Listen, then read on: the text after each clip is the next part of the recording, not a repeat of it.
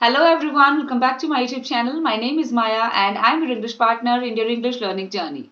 So friends, in today's video, I'm going to tell you some phrases and some advanced English sentences.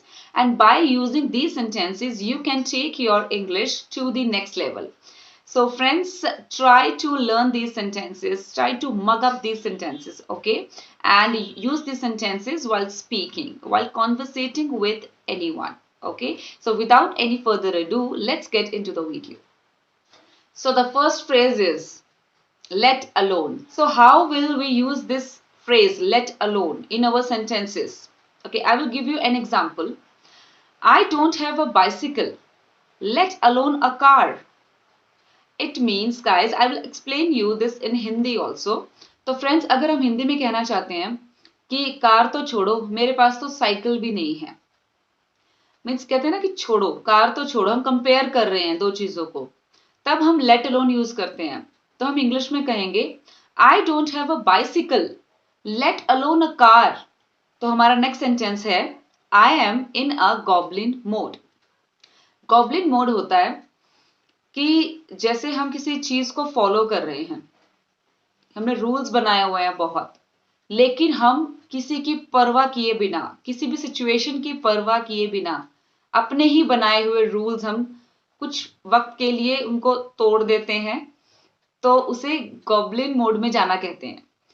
जैसे कि आपने एक target set किया है कि मैं डाइट पर जाऊंगी, मीन्स डाइटिंग करूंगी, ओके, आप बहुत स्ट्रिक्ट डाइटिंग भी कर रहे हैं, लेकिन कभी सिचुएशन ऐसी आती है, आप बड़ी इमोशनली वीक है, मतलब आप नहीं कर सकते उसको आगे, तो आप काफी डिस्टर्ब हैं और आप अचानक से खाना शुरू कर देते हैं, मतलब डाइटिंग भी भूल जाते हैं, मतलब आप कोई परवाह किए बिना कि आपका वेट आप ज्यादा पुट ऑन कर लेंगे या आपने एक टारगेट सेट किया था. तो जब ऐसी कोई सिचुएशन आए ना गाइस, तो उसे गॉब्लिन मोड में जाना कहते हैं. ठीक है, तो आई होप आपको समझ में आ गया होगा.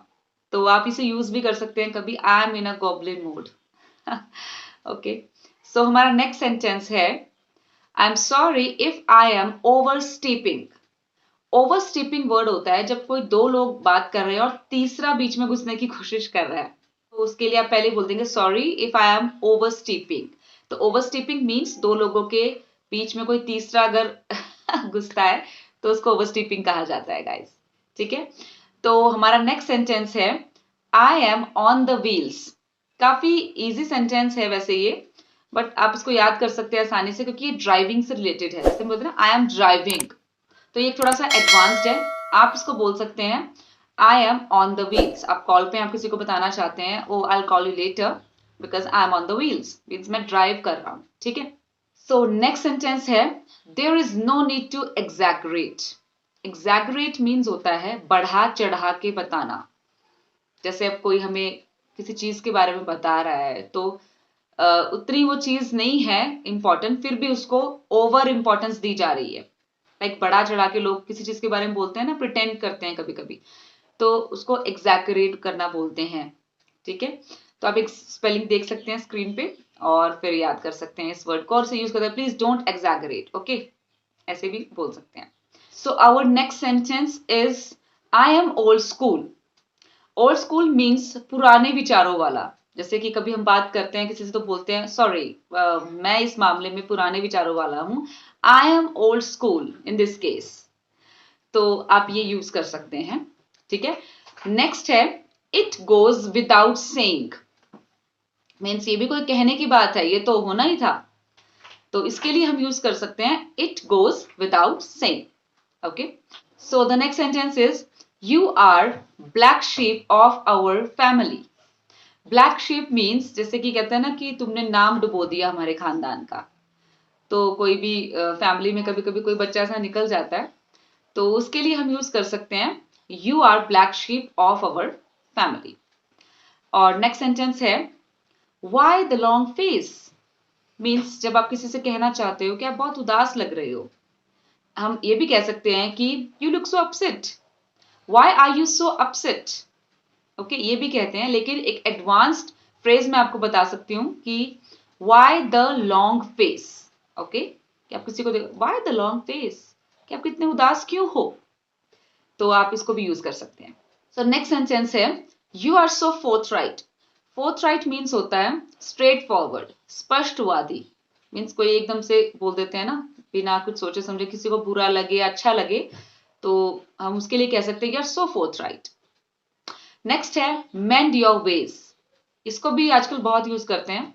मेंड योर वेज मीन्स कि अपने आप को सुधारो, कि अपने तरीके सुधारो. जैसे कभी हम किसी को बोलना हो ना कि अब सुधारो अपने आप को, तो अपने तरीके सुधारो बात करने के, किसी भी चीज के लिए जब सुधार की बात कर रहे हैं हम, तो हम उसके लिए बोल सकते हैं mend your ways. Okay, so next sentence is he dances to his brother's tune. Brother's tune means इशारों पर नाचना, कि वो अपने भाई के इशारों पर नाचता है. तो आप इसमें कोई किसी और का भी नाम ऐड करके आप इस सेंटेंस को बना सकते हैं. सो the next sentence is you can not live of me for ever. इसका मतलब है कि तुम हमेशा मुझ पर निर्भर नहीं रह सकते. Live of. ओके, हम कहना चाहें कि हम सिर्फ इस जमीन पर ही निर्भर हैं खेती के लिए, तो हम कह सकते हैं we live off this land only. तो हम ये लिव ऑफ गुजारा करना, निर्भर रहने के लिए हम इसको यूज कर सकते हैं. ठीक है. सो नेक्स्ट सेंटेंस है luckily you showed up just in time. Luckily you showed up just in time means, just in time means एकदम बिल्कुल सही मौके पे आप आ गए, एकदम से, जो टाइम लिमिट थी, यानी कि आप लेट नहीं हुए, बिल्कुल उसी वक्त पे आ गए जब आपको कहा गया था. ठीक है, तो हम इसके लिए यूज करते हैं luckily you showed up just in time. Next sentence है माई मदर एक्सोरसाइज्ड मी. ये एक्सरसाइज नहीं है गाइस, ये एक्सोरसाइज है. एक्सोरसाइज मीन्स होता है नजर उतारना. ओके, नजर उतारना, कि मेरी माँ ने मेरी नजर उतारी. जैसे कि हम इंडियंस हैं, हमारे यहाँ एक रिचुअल होता है कि हम नजर उतारते हैं, बच्चों की बड़ों की भी. तो हम यूज कर सकते हैं my mother exercised me. So the next sentence is I will move heaven and earth to meet him. मैं उससे मिलने के लिए जमीन और आसमान एक कर दूंगा. Okay, the next sentence is yesterday we crashed the party. crash the party means बिना बुलाए पहुंच जाना किसी भी पार्टी में, बिन बुलाए मेहमान जैसे बोलते हैं, तो उसके लिए हम यूज करेंगे we crashed the party. So our last sentence is I dread to think what my father will say. मुझे सोच के ही डर लगता है कि पिताजी क्या कहेंगे. और ऐसे भी कह सकते हैं I dread the thought of losing you. कि तुम्हें खोने का सोच के ही मुझे डर लगता है. I dread the thought of losing you. So that's all for now, friends. I hope you like these advanced sentences and you will use these sentences in your conversation so that you don't forget them. Okay? So friends, I will meet you in my next video. Till then, goodbye, take care, and please do your English speaking practice daily. Bye-bye.